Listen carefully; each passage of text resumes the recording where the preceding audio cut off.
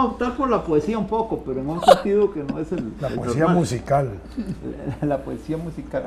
No, ahora, justamente de eso estaba hablando. Yo voy a grabar un programa en Radio Universidad, donde voy a hablar sin entrar en juicio sobre lo que está hablando. Para proseguir sin sobretras.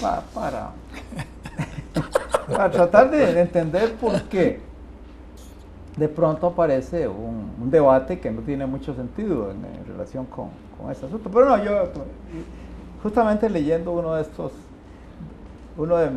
de mis poetas novelables desde hace años, que se llama Gabriel Rosenstock. Judío. Esperaba que me dijeras eso. ¿Pero por qué? No, porque por la familia lógico, por el Rosenstock de apellido. Costa Rica. Pues No, claro. por supuesto, Sí, sin sí. embargo, Por los Rosenstock de Costa Rica. Claro. sin embargo, es un poeta que escribe sus poemas en gaélico, porque él es irlandés. Claro que así como Isaías Lieberman, mi compinche de química, es judío y costarricense, ¿verdad? Sí, claro. Pero no, escribe en gaélico y es un defensor a ultranza de la lengua gaélica, es una lengua oficial de Irlanda, ¿verdad? Bueno, pero resulta que él, judío, irlandés, lógicamente tiene una propensión que a mí me gusta mucho a escribir sobre los oprimidos, sobre los perseguidos, sobre los que son minoría a la fuerza. Y ahí hay un poema de él que se llama Lamento del aborigen desterrado. Del aborigen desterrado. Y bueno, se trata de lo que dice un piel roja que ha sido con su gente expulsado de su tierra. Y es una cosa tremenda, es extraordinario como poema. Me imagino. Pero ahora que estaba recordando que uno de los datos que me percutieron más en el poema, claro, traducido al inglés, yo no he podido aprender el gaélico, por mucho que fue forzado. Oye, pero en Irlanda no se habla comúnmente el gaélico. Yo estuve en Irlanda. Sí, bueno, no, es que me llamó la atención Es eso. que, por ejemplo, ve qué importante es esto. Interesante. En el hogar. En el hogar. Hay una zona de Irlanda Sí. Claro. pequeña Sí. donde la única lengua que se habla es el gaélico. El gaélico. Y hay Qué un interesante. ministro, hay un debate en este momento en Irlanda porque sigue de ministro de Integración y Desarrollo un individuo que no habla gaélico y una de las zonas que más tiene que atender es esa. No, es una lengua. Te he contado la historia de Vernácula. aquella de novela del hombre que llega a un pub en un lugar de Irlanda y le pregunta al dueño del pub si no tendrá trabajo para él. Y entonces no le contestan. Y todos los demás se quedan viéndolo y nadie le ayuda. Y siguen hablando entre ellos. Entonces, al rato un hombre viejo se da cuenta de la situación y se acerca y le dice: mire, yo me doy cuenta que usted es chino, pero ¿dónde aprendió? ¿Por qué aprendió gaélico? Dice: es que yo hace mucho tiempo quería venirme a vivir en Irlanda y aprendí gaélico. Claro. Y además seguramente muchas de las lenguas vernáculas, en el buen sentido de la palabra, cuando las culturas reciben algún grado de imposición, Claro. ¿verdad?, se mantienen en el subterráneo doméstico del hogar, de la casa, que no puede ser evitado. Al final yo hablo con Álvaro en el lenguaje local y al conquistador le hablo en el lenguaje del conquistador, ¿verdad? El caso de las culturas indígenas. Sí, claro. Cuando les aplastaron sus idiomas y les trataron de acabar con todo eso, imponerles el español, ese idioma siguió en la vida cotidiana de ellos. Hasta que el Inca Garcilaso de la Vega empezó a rescatarlo, claro. Sí, claro. Empezó a rescatar la cultura 200 años después, o no me acuerdo cuánto. Porque no lo podían evitar. Y además era rica. ¿Ah? Pero si aquí todavía en una serie de zonas hablan el idioma Bueno, por eso. característico de Bueno, y la universidad lengua. jugó un papel muy importante Sí, en claro. rescatar eso. Y Jack Wilson. Ya con, además Sí, con sí, los sí, sí. horarios y con Sí, todas sí. las cosas, Sí, sí, con Stanley y claro. todos ellos, sí, claro. Ese grupo fue, sí. Muy importante. Ahora, lo que pasa es que hay una fatalidad ahí tremenda, ¿verdad? No hay yo no veo ninguna posibilidad de que realmente lleguen a sobrevivir a largo plazo, ¿verdad? Las lenguas pequeñas que llaman. Justamente, hablando de este poeta, tiene un poema en que habla se supone es un irlandés, que habla un dialecto del gaélico, Sí. y es el último él es la última persona que lo habla. Un dialecto del Es gaélico. Trilish, y entonces él explica que está hablándole a una grabadora y que sabe que eso es lo último que quedará de su lengua. Un poco la historia aquella del planeta que va a explotar, ¿verdad? Sí, sí, sí. Y uno y da mucha tristeza pensar en eso, porque y ahí mismo él aprovecha para dar una explicación sobre el significado de una palabra. Es un significado lindísimo, lindísimo. Y si uno dice, se va a perder esa palabra tan bella que no existe en otras lenguas. Es como el arameo, 7,000 personas en el mundo creo que lo hablan nada más. Exacto. Pero fíjate qué Y interesante. sin embargo hacen una película Donde La hablan última arameo. tentación de Sí, sí. Cristo, donde Sí. se hacen arameo justamente para reivindicarlo y Sí. tratar de darle más autenticidad Sí, sí. al texto filmográfico, digámoslo así. Oíme, pero por Pero ejemplo, 7,000 personas en el el mundo. famoso Yiddish de los judíos. Ah, sí, claro. Lo hablan. Y allá constantemente, entre ellos, las familias aquí todavía se comunican en claro, Yiddish, claro. los judíos de acá. Sí, Sí, el Span English. sí, sí, sí, sí. Sí, a mí me da mucha tristeza pensar en eso, porque cuando que desaparezca una lengua completa, todas las complejidades que se han creado, que han nacido, porque son producto de la mente de miles de personas que a lo largo de un muchos esfuerzo siglos. intelectual en la creación. A propósito de eso, Indudablemente. a propósito, el pachuco costarricense como idioma, como lenguaje, ya no se hace. Es decir, yo recuerdo que antes muchos conceptos de la cotidianidad se construían en el Parque Central. Sí, claro. Y creo que hay hasta una tesis en la universidad que estudiaba específicamente la generación de vocablos de uso común que después trascendían al resto de los costarricenses como una cosa ¿Qué le normal. diciembre y enero su tamal de lote? Que le empeñas blancas este martillo el llamar por un patatiule a café. la patrulla era surgido ahí. Por un cafano de A15 y una suela de faisán con Exactamente. sobrinos de carne adentro. Eso se hacía ahí. Miércoles después me betún el paquete y eso es la pura María Santísima. Exactamente. Bueno, pero justamente El patatiule, todas esas cosas que se hacían ahí, eso salía del Parque Central. Pero La vos decís que collarina. Y el argote ese cambiaba cada 6 meses porque era también como una clave para que la policía no los... La collarina o la lengua. La lengua, Uno le decían la lengua, otro la collarina. corbata. Pero es Sí, una sí, cosa, sí. vos has hecho una afirmación correcta que, Sí. que ya no circula. Sí. Sin embargo, yo estoy seguro que si uno se pone a investigar cuidadosamente, sigue habiendo unos residuos ahí Sí, claro.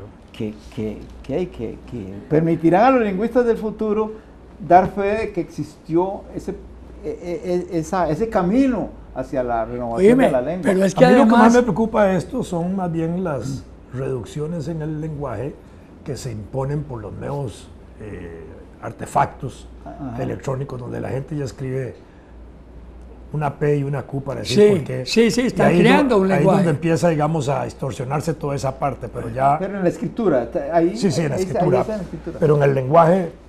Oíme, en el ese parque, lenguaje del Parque en el Central Parque como que Central desapareció. también posteriormente surgió el hablar al revés, Así, de claro. doblar la verde. Sí, sí. Y se entendían entre ellos. No, y uno tenía que prestar mucha atención porque era al revés. ¿Nunca lo viste? No, sí, O esa es la- cometer ciertas sílabas para todo. Sí, sí, sí. Entonces se ponía una sílaba y todo lo demás era silabilizado de esa misma manera, ¿verdad? Sí, sí, sí. Entonces, y la gente operaba en eso y los Claro. muchachillos todos trabajábamos Yo con recuerdo, esa mentalidad. Claro, claro. Yo nunca Eso ya fui no se bueno por hace. eso. ¿Ah? Yo nunca fui bueno para eso, yo oía mis hermanillas llevando esto. Sí, claro. Nunca Yo me atrajo. aprendí un montón de vainas. Es que cuando yo trabajaba en la Tesorería Nacional, me bajaba en el bus y atravesaba el parque y me limpiaba los zapatos. Sí, claro. Entonces me tocó ver toda la evolución de los lenguajes y yo me entendía con ellos. Y todo. Sí, ya yo me veía chupachuco igual que ellos. Sí, claro. No, yo al principio quería caminar hacia la idea de que en casi todas las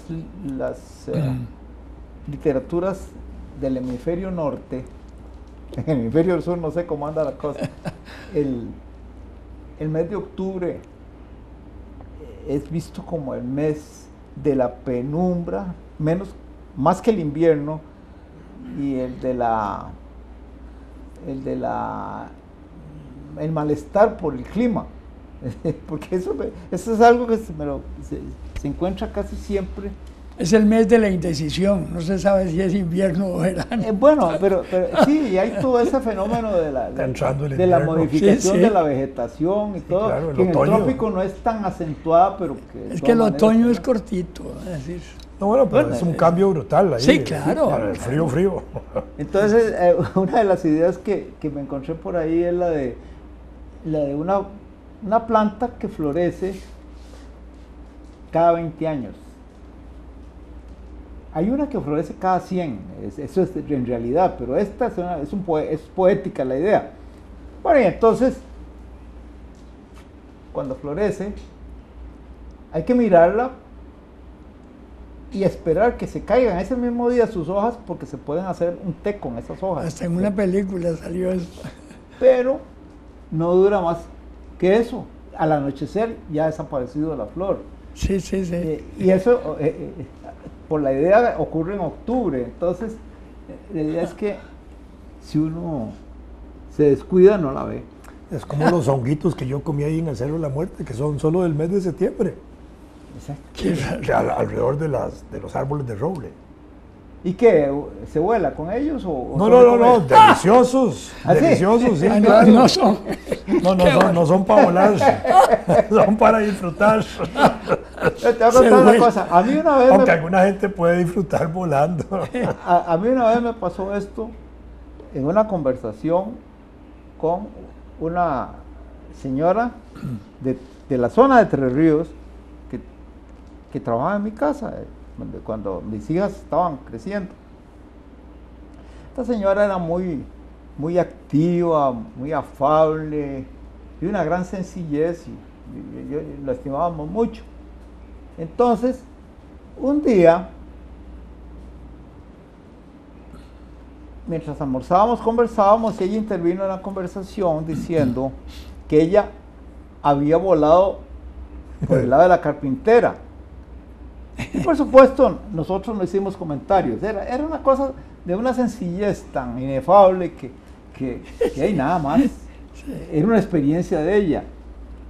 Y el asunto no pasó de ahí, pero en otra ocasión en que hablamos de hongos, ella contó que iban ahí por la Carpintera a coger hongos y a comer hongos. Entonces, claro, inmediatamente me Lo acuerdo asociaste. entonces mis hijas se quedaron viéndome como diciendo, ¡es! Que era cierto. Vos sabés Allá en la distinguir. zona de Prusia, ¿verdad? Por el volcán, hay unos hongos así gigantescos, son bellísimos. Yo solo una vez los vi y he visto fotos que ha tomado un primo mío de unos hongos, pero son así espectaculares en colores. Ahora, no sé cuántos son comestibles y Sí, no, no, pero eso hay que tener cuidado. Vos es no una distinguís el No, no. hongo, el que es yo alucinógeno. no me atrevería y el- a comer yo un no, hongo de esos, ni a yo- cocinarlo. sí.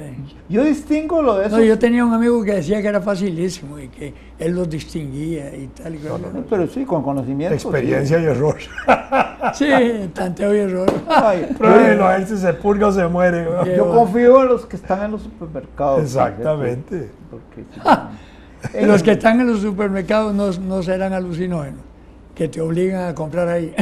No, hay unos hongos que venden así, que son orejas, llaman Orejas. orejas. Sí. Que son ricos, grandototes, unos gigantescos. Sí. Sí, en eso, allá en Bélgica hacían muchas bromas porque ellos tienen la costumbre de salir al campo a recoger en ciertos periodos, y lo hacen con mucha confianza porque saben. Y claro, el problema es de uno que llega a una casa donde la señora dice, recogimos estos honguitos, hoy los vamos a comer, y a uno se le para el pelo, porque si se equivocaron.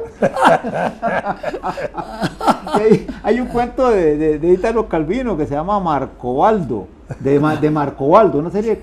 Sí. Marcobaldo es un empleado municipal que le toca barrer en un parque. Y de pronto un día descubre que debajo de unos pollos, así, en un lugar muy recóndito, está creciendo unos hongos.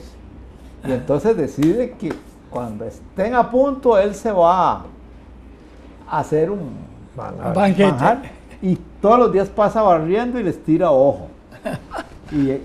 Y bueno, hasta al fin llega el día en que él cree que ya van a estar a punto y le dice a la esposa, bueno, aliste el resto y hoy los traigo. Y cuando llega con su bolsita, se tira a sacarlos y se tira con él un montón de gente y todo el mundo agarra y él apenas puede coger un poquito para llevar a la casa. Y se siente traicionado, explotado, porque él había estado criando, él cree, ¿verdad? Sí, claro. Criando eso durante meses o semanas para tener ese manjar en abundancia. Y entonces el cuento termina diciendo, y esa noche en el hospital se encontraron se encontraron todos y hablando sobre la crianza de hongos. Como el cuento del médico en el siglo XVIII, que está en un pueblo, el médico graduado en Inglaterra, y la gente iba a consultar al brujo ahí del barrio, ¿verdad? Y entonces el decepcionado se va para Francia y empieza a actuar de brujo sabiendo que era médico, ¿no? Y entonces ahí tiene un éxito enorme, ¿verdad? Hasta que lo denuncian en Francia de que él ejerce la medicina. ¿Dónde leí yo eso? De que él ejerce la medicina ilegalmente. Entonces le cae la autoridad francesa. Y entonces él al final tiene que demostrar que él es médico para que no lo metan a la cárcel.